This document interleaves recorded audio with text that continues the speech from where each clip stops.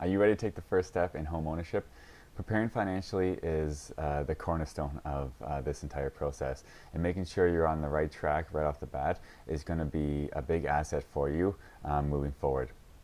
In this video, I'll guide you through the beginning steps of looking at your finances, understanding credit scores and how to improve them, saving up for a down payment and what the down payment represents, and then the fees, all the fees that are associated with buying a home. So let's get started. So your credit score determines how lenders see you. In Canada, your score ranges between 300 and 900, and scores over 650 are generally good for mortgage approval. There are free tools to check your credit, like Equifax and stuff like this. These are soft credit checks. They don't affect your actual credit.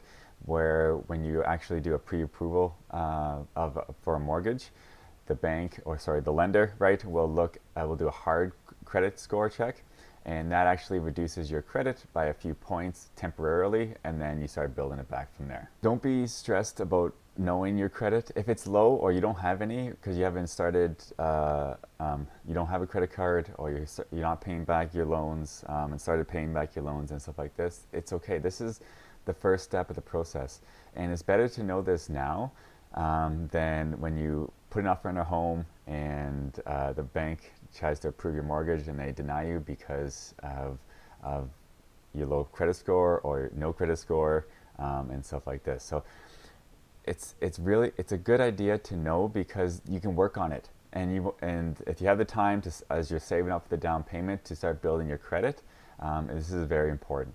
So how do you build your credit?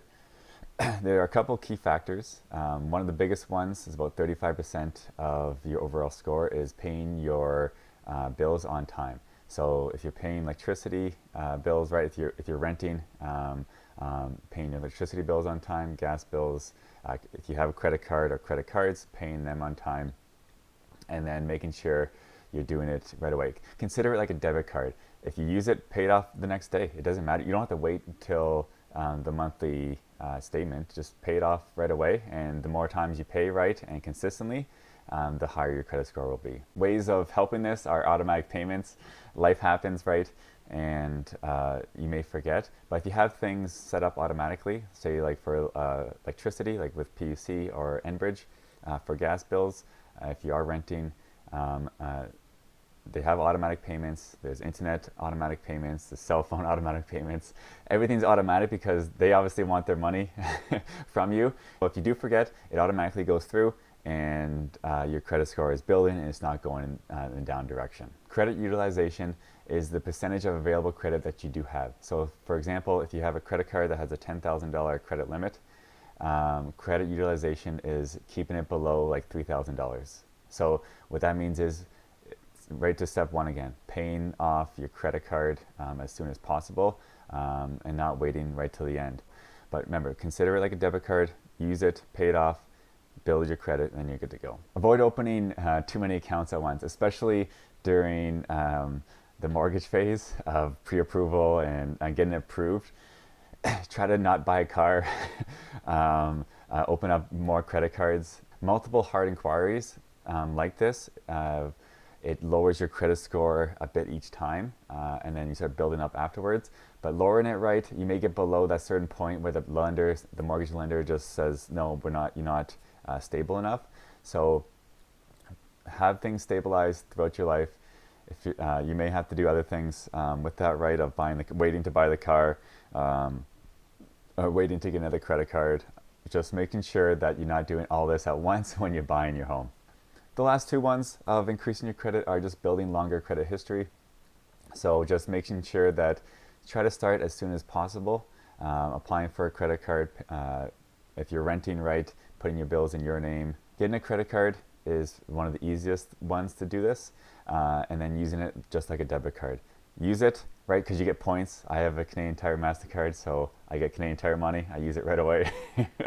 So, and then just use it as a debit card, spend the money, pay it off immediately, and just keep recycling that and start building your credit right away. And the last one is just diversifying your credit. What this means is you have different credit sources, such as credit card, right? If you have a car, bank, student loans, utility payments, all that stuff, right? This kind of just diversifies the credit utilization, and it helps you build credit faster.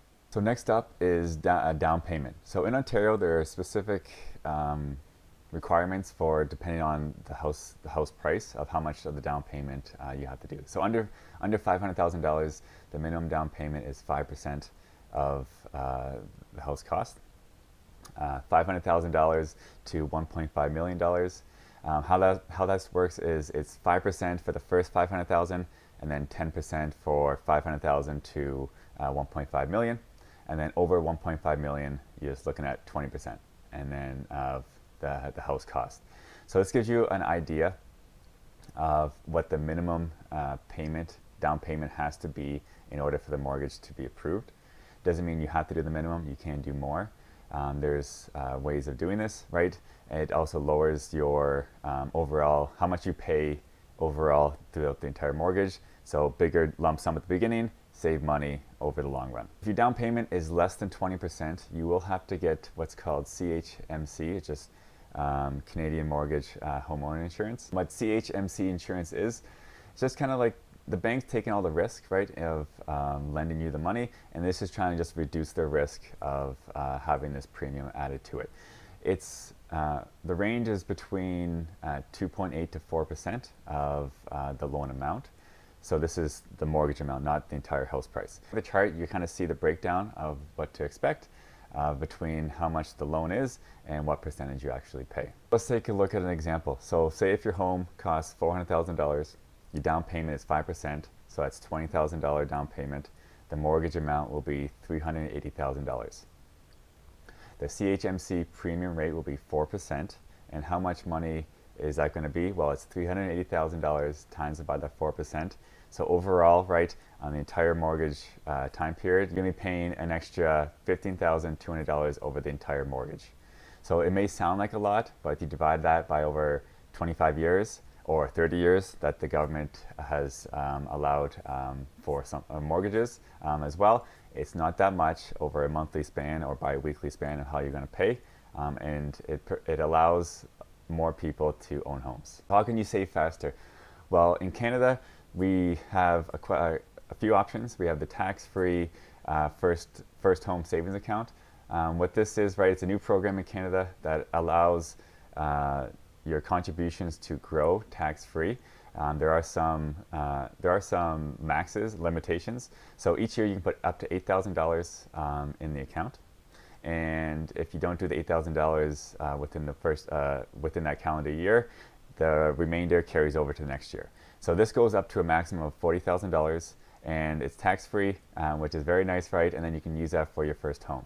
There's other ways, right? You can take a certain amount of money out of your RSP, and that's going to be tax-free for your first home down payment, but you will have to pay that back within 15 years as well.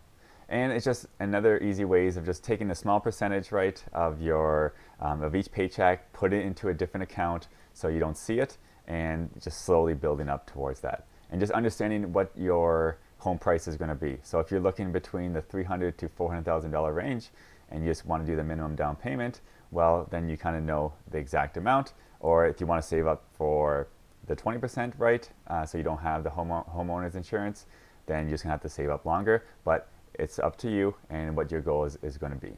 Lastly, we're going to look at budgeting for additional costs. These are costs that happen after the offer is accepted. Some of these are going to be during the conditions, such as if you want a home inspection and any other aspect towards that. Home inspections cost around $500, and that's out of your pocket. Land transfer tax, this is just transferring the land from the seller towards you, and this costs money in Canada.